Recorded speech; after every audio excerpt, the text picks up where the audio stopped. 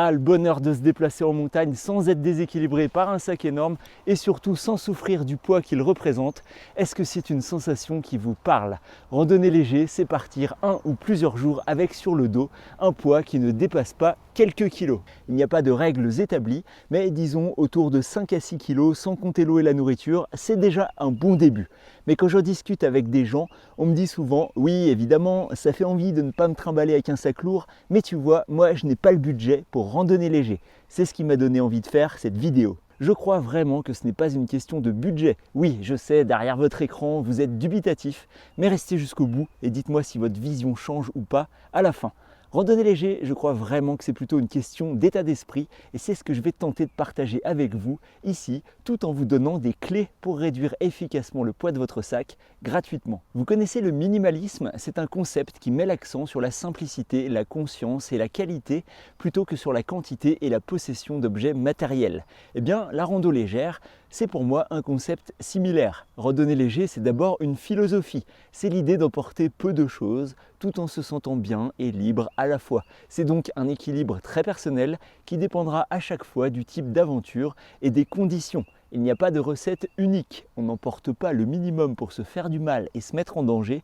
On emporte le minimum parce qu'on est attiré par cette démarche de minimalisme et parce qu'elle permet, en se libérant l'esprit et les épaules, de se concentrer sur autre chose, comme la nature qui nous environne. Si vous avez vraiment envie de randonner léger, il faut commencer par réduire le poids de votre sac à dos de manière complètement gratuite, puisque tout se passe d'abord dans votre tête. Et oui, il va falloir faire le point et remettre en cause certaines de vos croyances, parfois profondément ancrées, notamment la peur de manquer. Pour mon premier bivouac en montagne, j'étais parti à 1 heure de marche au-dessus de chez moi en fin d'après-midi. La météo était au beau fixe, il faisait très chaud, les prévisions pour les heures à venir étaient très bonnes. Au niveau des vêtements, je suis parti en short et en t-shirt, mais je me suis dit qu'il fallait prendre un pantalon pour le soir, un t-shirt pour la nuit, un autre pour le lendemain, une polaire et un gros pull au cas où, des chaussettes, un caleçon de rechange. Bref, j'ai rempli mon sac de 70 litres à l'époque, alors que, remettons dans le contexte, je partais à 16 h pour tester une nuit de bivouac juste à côté de chez moi et je comptais rentrer le lendemain vers 10 h. Je n'ai évidemment rien utilisé des vêtements emportés. Alors je ne dis pas qu'il faut partir sans rien bien sûr, même si la météo et les prévisions à quelques heures étaient au top, il peut y avoir des changements. Mais objectivement, j'avais pris bien trop de vêtements pour une sortie de quelques heures. Et le problème des vêtements, c'est que ça prend du volume et ça pèse vite son poids. Je ne suis pas le seul à avoir fait ça pour mon premier bivouac. Si votre sac est trop lourd, vous faites peut-être également partie de ceux qui emportent bien trop de choses inutiles, pas que pour les vêtements, mais pour le reste aussi. Et c'est comme ça qu'on part en bivouac avec plus de 20 kg sur le dos. Le premier moyen efficace et gratuit pour réduire le poids de son sac, c'est de faire un inventaire de tout ce qu'on compte mettre dedans et se demander si c'est vraiment utile pour ce qu'on va faire. Si ça ne l'est pas, on ne prend pas. C'est très personnel et ça va bien sûr dépendre du contexte de votre sortie. Ne vous mettez pas en danger, mais ne prenez pas un truc inutile pour autant. Même si ça vous fait plaisir et que ça vous rassure de partir avec une machette ou un couteau fixe avec une grande lame, ça ne vous sera vraiment d'aucune utilité pour faire le tour du Mont Blanc ou le tour du Beaufortin. Et si vous êtes persuadé du contraire et pensez que ça vous servira à faire un abri de fortune ou un brancard pour transporter une personne blessée, vous avez complètement le droit, mais dans ce cas, vous n'êtes pas forcément prêt à entrer dans une démarche de rando légère pour ce projet précis. Et la bonne nouvelle, c'est qu'il n'y a aucune obligation à ça. Continuez à prendre une machette, 20 mètres de cordelette pour bricoler une cabane et un sac de 80 litres en tissu bien renforcé, prêt à affronter les ronces si c'est ce qui vous fait vibrer. Depuis quelques années, j'adore partir léger pour me sentir libre de mes mouvements et en général avancer à un bon rythme parce que j'aime ça, mais je peux aussi partir avec une scie, un grand couteau et couper mon bois pour passer une nuit sous un tipi avec mon poêle à bois. Et puis, si j'ai envie de profiter à fond d'un bivouac avec du confort le soir et le matin, je peux très bien prendre ma chaise pliante. Bon, ok, elle ne pèse que 500 grammes, mais c'est quand même un objet de luxe quand on voyage léger. La vie, c'est pas blanc ou noir, il y a des nuances et on peut très bien pratiquer plusieurs activités selon l'envie du moment. Il faut juste savoir ce qu'on veut et donc la clé, c'est d'apprendre à se connaître et pour ça, rien de mieux que de vivre des expériences. Alors si vous voulez randonner léger, faites l'exercice. Videz votre sac au sens propre dans votre salon ou au sens figuré dans les commentaires. N'hésitez pas, ça fait du bien. retirez ce qui vous semble inutile ou surdimensionné et vous verrez que vous allez gagner plusieurs kilos sans rien dépenser. Mais pour le savoir, n'oubliez pas de peser vos affaires avec une balance de cuisine par exemple et de tout noter sur une feuille. Deuxième étape pour gagner du poids gratuitement, optimiser le poids des consommables, la nourriture et l'eau. Quand on débute, on a souvent peur de manquer, alors on prend plus de nourriture ou d'eau que nécessaire. Est-ce qu'il vous reste à manger dans votre sac quand vous rentrez à la maison? Combien de kilos? Est-ce qu'il vous reste de l'eau quand vous arrivez au bivouac et qu'il y a une source? Combien dans vos gourdes? 1 litre? 2 litres? Ça fait vite plusieurs kilos inutiles que l'on a emportés parce qu'on avait peur de manquer. Alors, évidemment, il ne faut pas tomber dans l'extrême et se mettre en danger parce qu'on est parti avec une barre de céréales pour 2 jours ou finir complètement déshydraté parce qu'on a pris un demi-litre pour marcher 20 km sous 35 degrés en plein soleil. Comme toujours, il y a un juste milieu entre cet extrême et vos peurs qui vous font emporter bien trop. Planifiez votre aventure. Si vous partez sur un itinéraire qui croise des villages, vérifiez les horaires, achetez du ravitaillement dans une épicerie. Si vous êtes sur un chemin de grande randonnée, il y aura forcément des refuges régulièrement. Appelez et réservez un repas ou un panier pique-nique. Ça vous permettra de varier les types de repas et d'emporter moins dans votre sac. Prenez des provisions légères par rapport aux calories apportées en essayant d'éviter les emballages encombrants et inutiles comme le carton ou des barquettes de plats préparés. Prenez des lyophilisés, c'est un très bon rapport poids-calories. Les recettes sont variées. Alors bien sûr, c'est un budget, même avec les 10% de réduction chez lyophilisé.fr grâce au code LYOTANIÈRE, mais il y a d'autres solutions. Vous pouvez cuisiner chez vous et acheter un déshydrateur pour réduire le poids et le volume de vos préparations. On en trouve pour quelques dizaines d'euros et il y a même des solutions pour déshydrater des aliments dans son four à une température basse. Et pour l'eau, comment gérer ? Eh bien, tout dépend encore une fois des conditions. Sur notre tour du Beaufortin, en pleine canicule, certains refuges n'avaient pas d'eau pour remplir les gourdes. Les cours d'eau étaient presque à sec, donc sur certaines portions, j'ai porté 3 litres tellement c'était compliqué d'avancer sous cette chaleur accablante. Mais sur d'autres parties du parcours, on marche le long de ruisseaux et l'eau est abondante, donc on peut porter seulement un demi-litre et boire régulièrement à l'aide d'un filtre.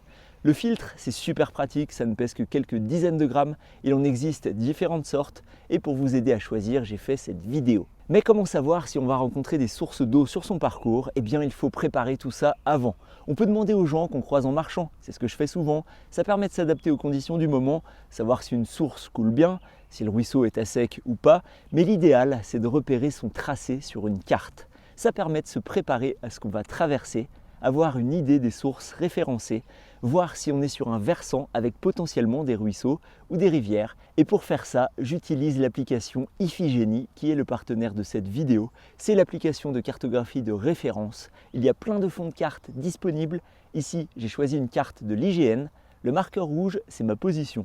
Je vois qu'il y a plusieurs fontaines et sources dans le coin. Je vais en choisir une et je vais créer une nouvelle trace. Je place mon point d'arrivée sur la source d'eau représentée sur la carte et directement l'application me calcule mon itinéraire. Je peux afficher plein d'informations comme la distance, c'est à 750 mètres et il y a 249 mètres de dénivelé pour l'atteindre. Ça a l'air de monter, je peux aussi afficher une vue 3D pour me donner une idée de l'environnement et en choisissant d'afficher l'inclinaison des pentes, un code couleur me renseigne de manière précise pour savoir si ce n'est pas trop exposé quand je fais de la rando en hiver et qu'il y a de la neige. Quand c'est vraiment raide, il va falloir être prudent, quitte à faire des détours.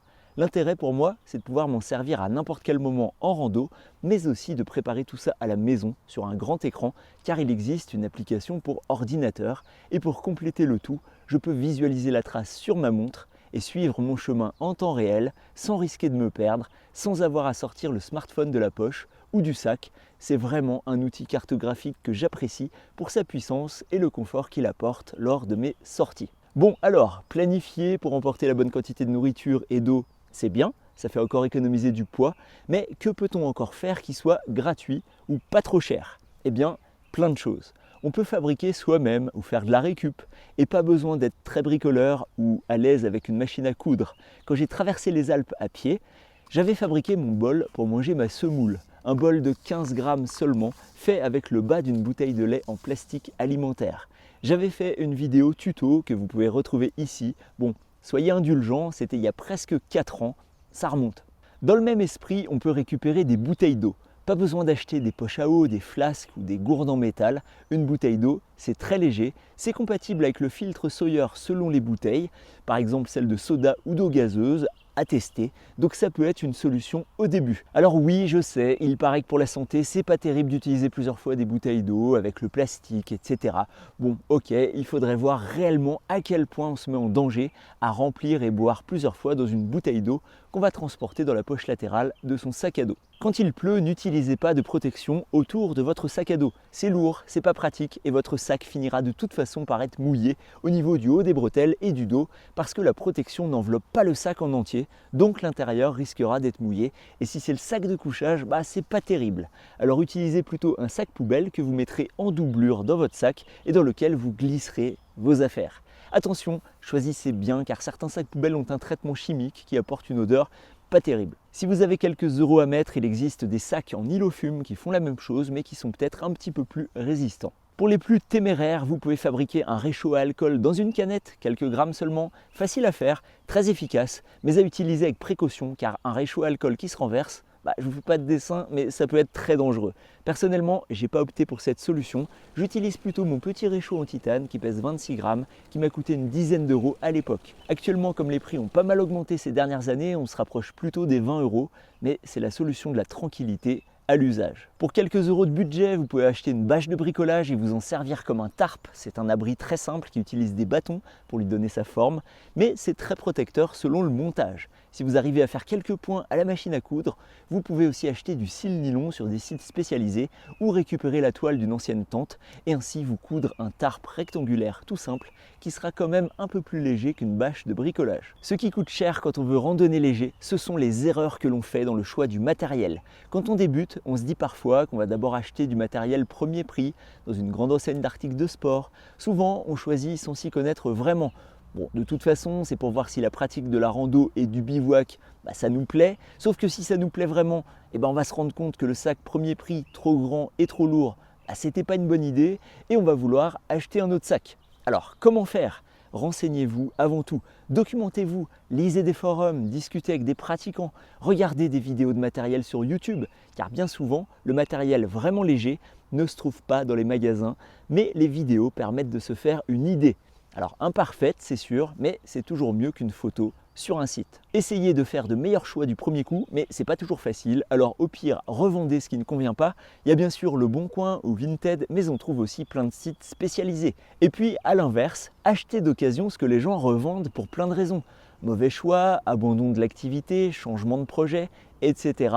Il y a vraiment moyen de faire de bonnes affaires, mais il faut savoir ce que l'on recherche et être à l'affût, car les annonces pour une X mille d'occasion, ça se vend souvent en quelques heures par exemple. Pour gagner encore du poids, vous pouvez aussi prendre seulement les quantités nécessaires en reconditionnant le dentifrice ou le savon.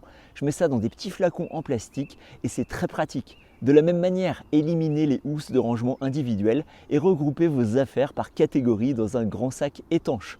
Votre sac de couchage, votre matelas, vos habits de rechange, idem pour la cuisine. Regroupez dans un sac la tasse, le réchaud, la cuillère, le parevent, le briquet. Vous économiserez le poids des housses, mais surtout vous aurez un rangement plus efficace et vous saurez où se trouvent vos affaires. Et oui, le poids c'est important, mais l'organisation aussi. Savoir précisément où sont ses affaires, c'est une charge mentale en moins, donc du poids en moins dans votre cerveau. Oui, la rando légère, c'est aussi ça. Et vous, qu'en pensez-vous? Avez-vous envie de randonner léger? Le faites-vous déjà? Quels sont vos meilleurs conseils? J'ai hâte de vous lire dans les commentaires. Merci d'avoir regardé cette vidéo et je vous dis à très bientôt pour la prochaine.